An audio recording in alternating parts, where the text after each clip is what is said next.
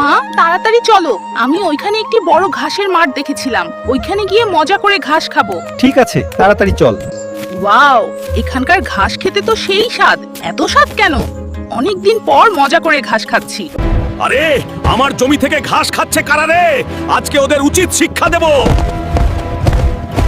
এই শালার চোরের দল, তোরা আমার জমি থেকে ঘাস চুরি করে খাচ্ছিস কেন? তোদের এত বড় সাহস কে দিল?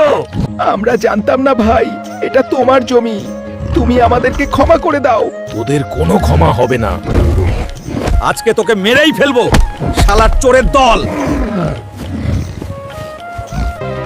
মা, ও মা, ওঠো।